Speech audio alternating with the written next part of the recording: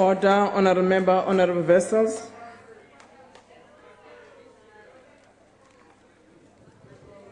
Thank you, House Chair. House Chair, good can triumph over evil. The Honourable Rantu is correct. Corruption is evil. The Honourable Rantu and her committee members should be commended for her and their unbiased and persistence to, amidst immense pressure, excel with this inquiry. There is hope. The whistleblowers who shed light on this severe corruption is proof thereof. Currently, South Africa is suffering load shedding as a direct result of the looting uncovered in this inquiry. What created an environment where this was allowed to happen, Chairperson? A lack of accountability, a lack of transparency, and a lack of adherence to laws and regulations such as the PFMA. A lack of political oversight, and a lack of those who appoint the boards and the CEOs of our state-owned enterprises to actually appoint people who are there to do the job, who are appointed on merit and who can do the job.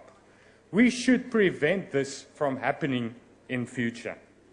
Consequences for those who are found guilty must be there.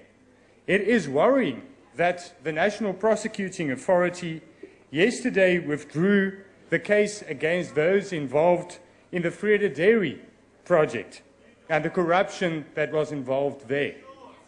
We should avoid that this happens to Brian Molefe and his cronies.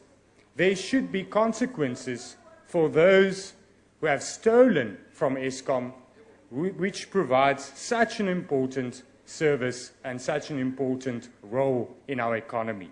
We cannot afford that this ever happens again. Consequences should follow this good report and this good inquiry. There should be consequences. But, Chairperson, it is not an achievement of the ruling party that there is now a Zondo inquiry into state capture. It is not an achievement of the ruling party that there is a successful inquiry. If I break this microphone, Chairperson, and I fix it, it's not an achievement.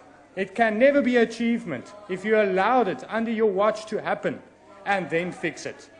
You should take full responsibility and accountability for what happened and for you who allowed state capture to happen. I thank you.